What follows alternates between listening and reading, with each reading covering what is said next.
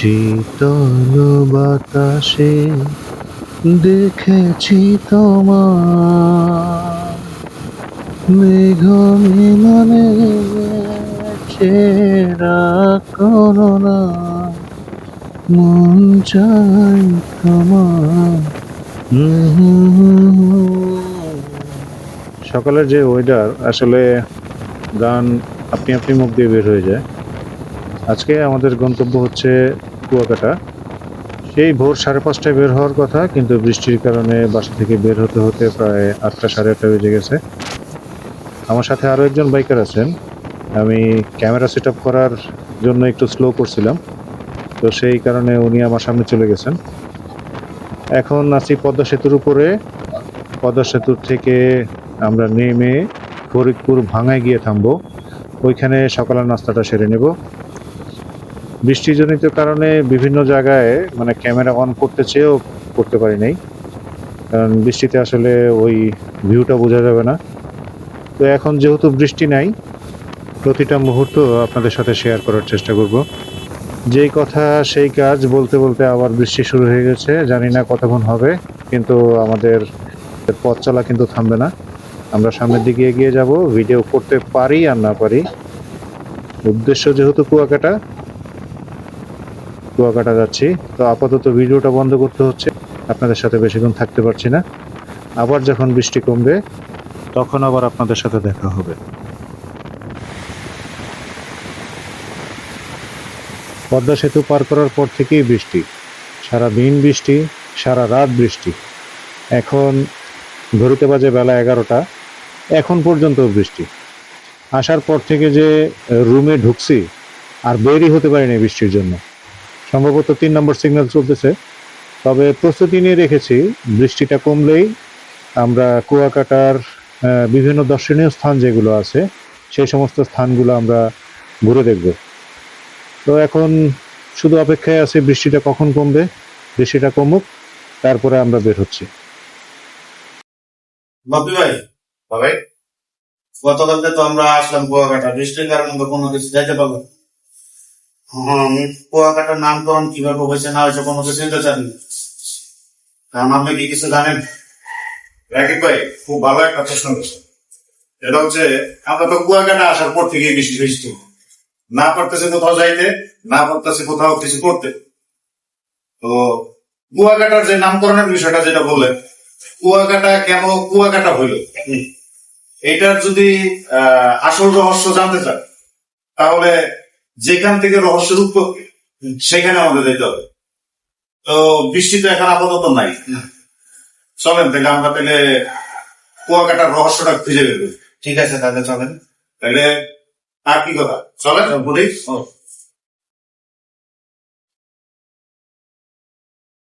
সব জানতা শমশের হয়তো রাকিব ভাইকে বললাম যে কুয়াকাটার নামকরণ কিভাবে হয়েছে সেটা আপনাকে দেখাবো, কিন্তু যদি না দেখাতে পারি আমার মনে হয় মান সম্মান কিছুই থাকবে না। সুমন ভাই অটো ঠিক করতেছে, অটো ভাড়া মনে হয় হয়ে গেছে। আমরা এখন উঠবো অটোতে। আমরা পাশেই একটা বৌদ্ধ মন্দির, সেই বৌদ্ধ মন্দিরে যাব। দুই পাশের রাস্তা দেখতে দেখতে আমরা সামনের দিকে এগিয়ে যাচ্ছি। যদিও 4 দিনের পূজার বন্ধ, তারপরেও তেমন একটা ভিড় নেই রাস্তায়, যানজটও নেই। দুইজন খুব পরামর্শ করতেছে যে কি কি দেখবে ওইখানে গিয়ে। দেখা যাক, যেতে থাকি। অটো থেকে নেমে সামান্য কিছু দূর আমরা পায়ে হেঁটে মন্দিরের গেটের সামনে চলে যাব।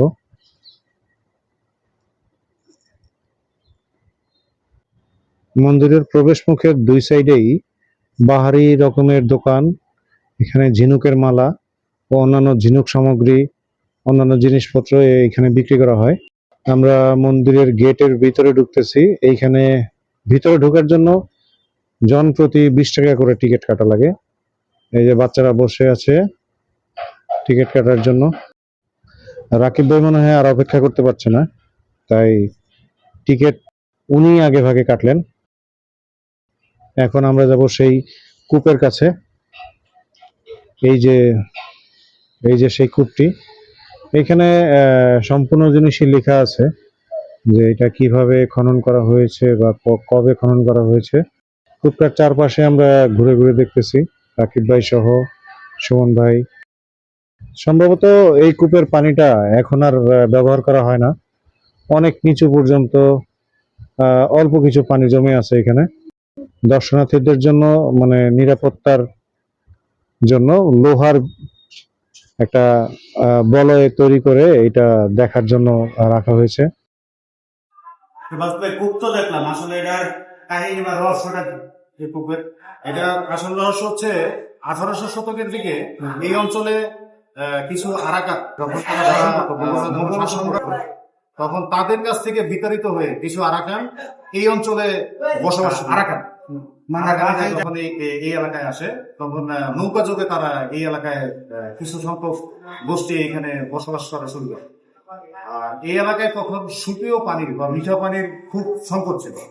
আশেপাশে সমস্ত জায়গায় হচ্ছে নোনা পানির ইয়ে, তো নোনা পানি থাকার কারণে সুপেয় পানির খুব অভাব ছিল।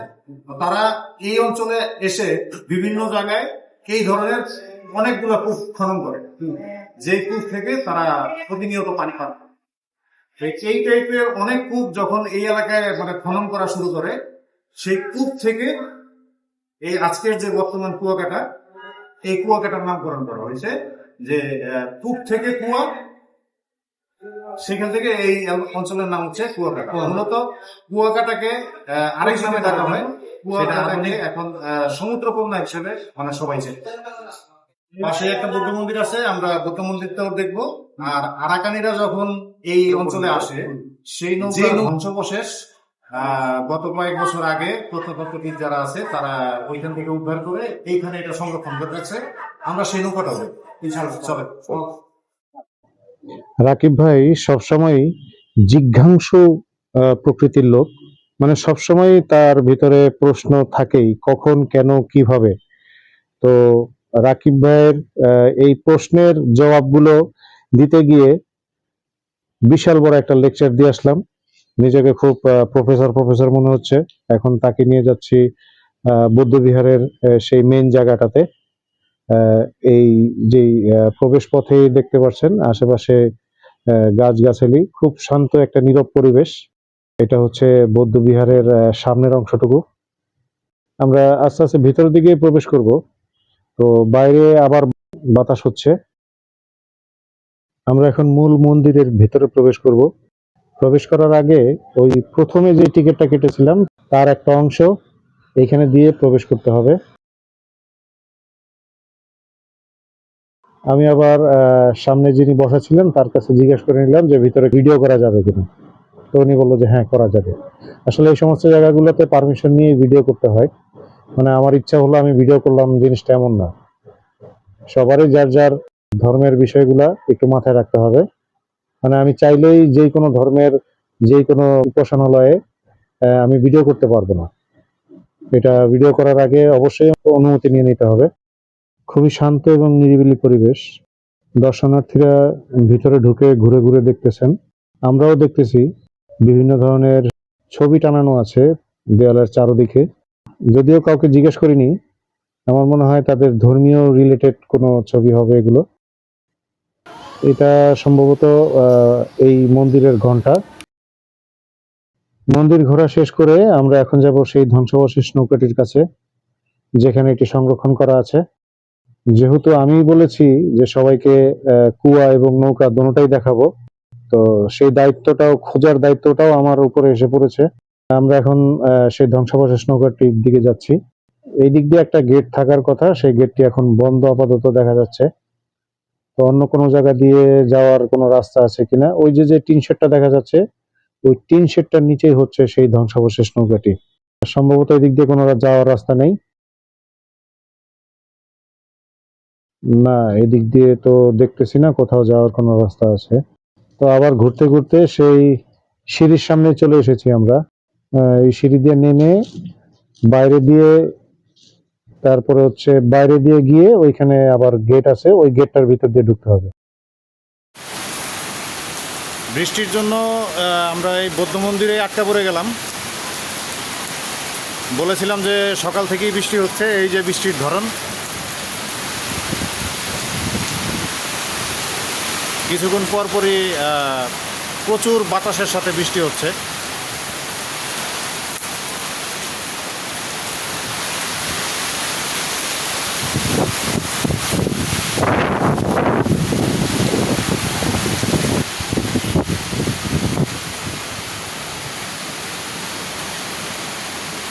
আমাদের সাথে আরো একজন আছে, সুমন ভাই। রবিন বিশেষজ্ঞ। সুমন ভাই, ভাই কুয়াকাটা আসলেন, কুয়া দেখলেন, একটা বৌদ্ধ মন্দির দেখলেন, দেখলাম। এখন আমরা যাব হচ্ছে সেই ধ্বংসাবশেষ নৌকাটার পাশে। মানে আপনার অনুভূতিটা কিরকম কুয়াকাটা আসার পরে? ট্র্যাডিশনাল জায়গা একটা, অবশ্যই ভালো লাগতেছে, ঐতিহাসিক একটা জায়গা। কিন্তু মনে হয় একটা আফসোস রয়ে গেল না যে আমরা কুয়াকাটা এসে সমুদ্রে এখনো গোসল করতে পারলাম না, এখনো গোসল করতে পারি নাই, কারণ ওয়েদার ভালো না, ভালো না, আর বিচে নামতেও দিতেছে না। কিছু নাম করে দিচ্ছে, বজ্র সহ বৃষ্টি হবে। হ্যাঁ, বজ্র সহ বৃষ্টি। বজ্র সহ। কর্দমাক্ত আকাশ, বৃষ্টিযুক্ত মেঘ, এটা বৃষ্টিযুক্ত মাঠ। বৃষ্টিযুক্ত মাঠ। মাঠ। প্রায় অনেকক্ষণ বৃষ্টির জন্য অপেক্ষা করে যখন দেখলাম যে বৃষ্টি আর থামার কোনো নামই নিচ্ছে না, তখন এক পর্যায়ে বাধ্য হয়েই এই বৃষ্টির ভিতরেই রওনা দিলাম ওই ধ্বংসাবশেষ নৌকাটির সামনে। আমরা এখন এই গেটটা দিয়ে প্রবেশ করতেছি।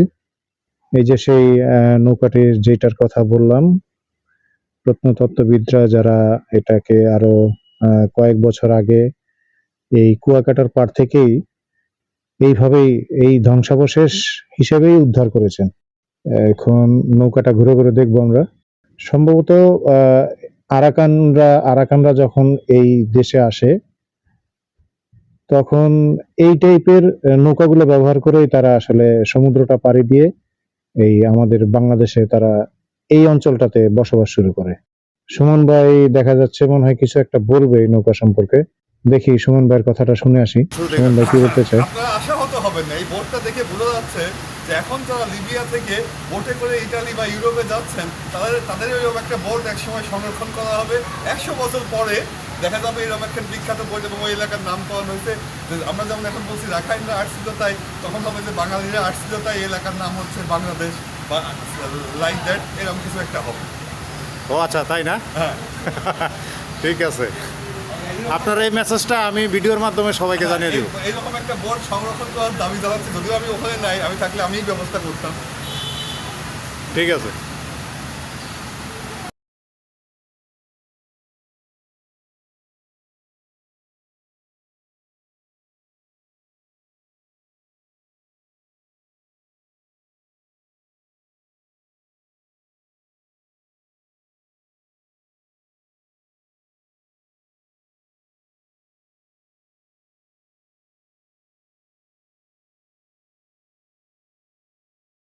কিছু ভালো লাগবে।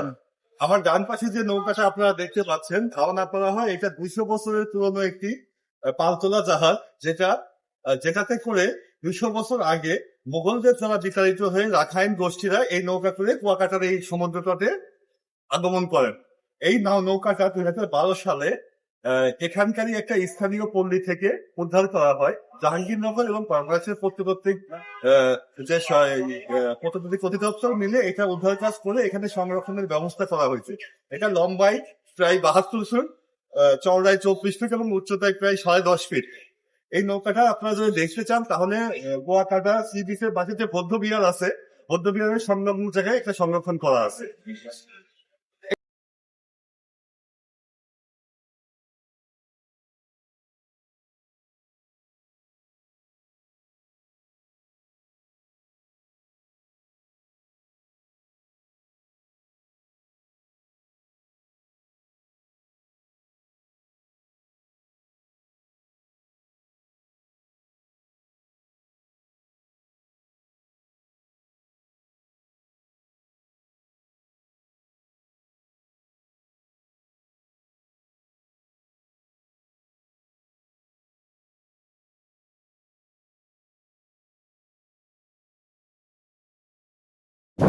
এই যে ভদ্রলোকটাকে দেখতে পাচ্ছেন, সুমন ভাই, উনি কুয়াকাটা আসার আগের দিনও পর্যন্ত সে কুয়াকাটা আসবে না এরকম একটা প্রস্তুতি সে নিয়েছিল।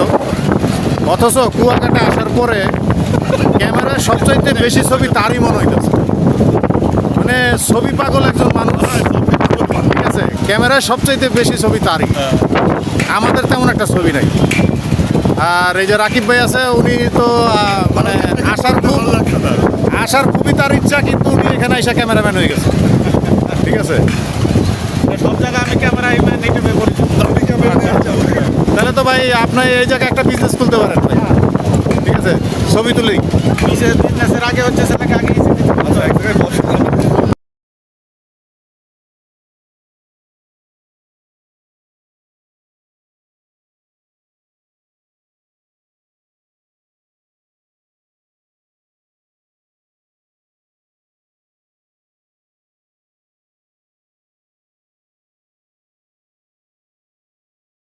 কুয়াকাটা সমুদ্রে এসে একটা গান খুব মনে পড়তেছে। এটা হচ্ছে ওই একটা গান আছে না, এই সাগর পারে মাতাল মাতাল লাগে। তারপরে পরের লাইনগুলো পারি না। আপনারা শুনে নিন, আপনারা শুনে নিন। এক লাইন দুই লাইন করে আমরা এরকম পারি, বলতে পারি। আর ওই গানটা এখন খুবই মনে পড়তেছে, কারণ যেই ধরনের একটা ওয়েদার আর আরে ওয়েদার, যেই ঢেউ, মানে মন ভরার মতো। আর এখানে আর কিছু বলার নাই। সাগরে আসলে এইভাবে এই সাগরে আসলে বৃষ্টির সময় এমনিতেই বড় হয়ে যায়। বলা হয় তার বৃষ্টির সময় আসা উচিত। আর এরকম একটা ওয়েদারে যদি না আসি বা কেউ যদি না আসে, তাহলে এর চাইতে বড় মিস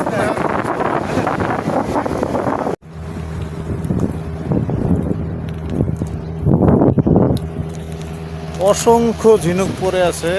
আমরা এখন আসছি লাল কাঁকড়া বিচে।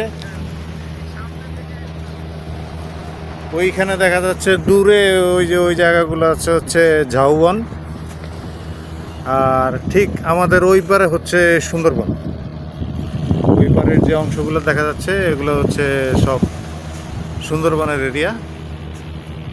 এই যে মাছ ধরার ট্রলারগুলো, এগুলো সব এখন মাছ ধরার পরে এখন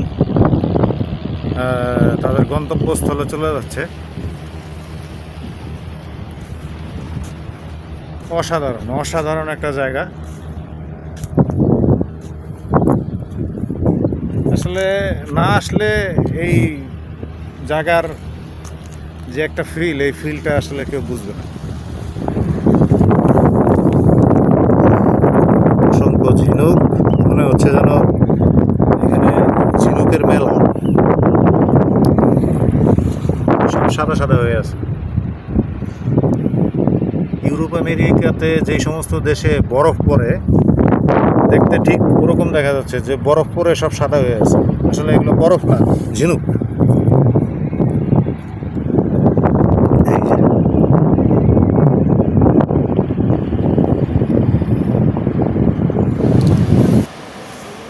কুয়াকাটা সমুদ্র সৈকতে আসলে এই কাঁকড়া বিচে একটা সুন্দর জিনিস দেখা যায়, সেটা হচ্ছে এই যে দেখেন,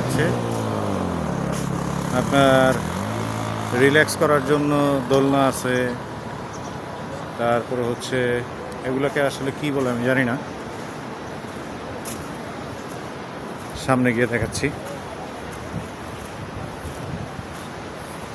মানে একটাই দোলনার মতো, এগুলোতে রিল্যাক্স করতে পারেন। অনেকগুলো টানানো আছে, যতক্ষণ খুশি ততক্ষণ এখানে সময় ব্যয় করতে পারেন। কারো কোনো কিছুর বলার নাই, সবার জন্য উন্মুক্ত। আর বিচের এই ঠিক এই পাশগুলোতে এই যে দেখা যাচ্ছে, এগুলো সব হচ্ছে দোলনা। এই দোলনা সবাই ছবি তুলতেছে, সমুদ্রের সৌন্দর্য উপভোগ করতেছে।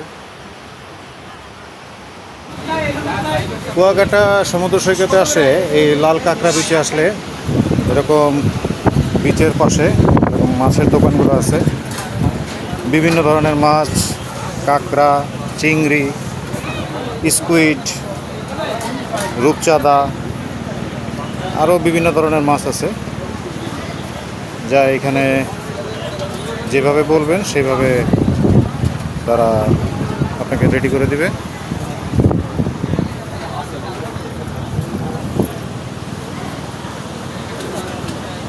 কুয়াকাটা আসার পর থেকে বৃষ্টি আর বৃষ্টি, বৃষ্টির কারণে আসলে কোথাও তেমন ঘুরতে পারা যায়নি। অনেকগুলো স্পটই ছিল, যে সমস্ত স্পটগুলোতে আমাদের এখনো যাওয়া হয়নি। তবে ভবিষ্যতে যদি আবার কখনো আসি, ইনশাল্লাহ এই স্পটগুলো ঘুরে যাব। তো আমরা মূলত আজকে শুক্রবার, আজকে আমরা ঢাকার উদ্দেশ্যে রওনা দিব। তো আমাদের শেষ প্রস্তুতি চলছে এখন। হোটেলের ভেতরে আমাদের মোটরসাইকেল দুইটা সামান্য একটু ধোয়া মোছা করে তারপরে আমরা রেডি হয়ে ঢাকার উদ্দেশ্যে রওনা হব। ঢাকায় যাব সেই কথা বললে কি আর হয়? তাই অনুসন্ধান করে বের করলাম আরো একটি বৌদ্ধ মন্দির। অনুসন্ধান বলা ঠিক হবে না, আমরা যে হোটেলে ছিলাম ওই হোটেল থেকে প্রায় 9 কিলোমিটার দূরে আরো একটা বৌদ্ধবিহার আছে। এই বৌদ্ধবিহারেও একটা পুরনো কূপ আছে। তো ঢাকা যেহেতু যাবই, যাওয়ার আগে একটু দর্শন করে যাই, তাই চলে আসলাম মিশ্রীপাড়া বৌদ্ধবিহারে। এখানেও ওই শ্রীমঙ্গল বৌদ্ধবিহারের মতোই একেবারে সেম, ঢুকতে গেলে 20 টাকা করে জনপ্রতি দিতে হবে। মেইন মন্দির ফটকে ঢুকতে হলে আপনাকে টিকেটের অংশটা রাখতে হবে যদি ভিতরে ঢুকেন। এই হচ্ছে সেই কূপটা, যে কূপের কথা আমরা বলে আসছি। এরকম অনেকগুলো কূপ এই কুয়াকাটার এই অঞ্চলগুলোতে খনন করা হয়েছিল। আমরা কূপটা দেখে প্রধান যে ফটকটা আছে, মন্দিরের যে প্রধান ফটক, সেই প্রধান ফটকের ভিতরে যাব এবং দেখতেই পাচ্ছেন যে সুমন ভাই খুব ব্যস্ত ছবি তোলা নিয়ে, রাকিব ভাই ফটোগ্রাফার হয়ে গেছে। এটা হচ্ছে মন্দিরের বাইরের অংশগুলো। এখানে একটা নতুন ড্রাগন দেখা যাচ্ছে। বৌদ্ধ বিহারে আসলে বৌদ্ধ মন্দিরের চারপাশে এরকম অনেক বৌদ্ধ মূর্তি দেখা যায়। যেমন এই যে একটা আছে।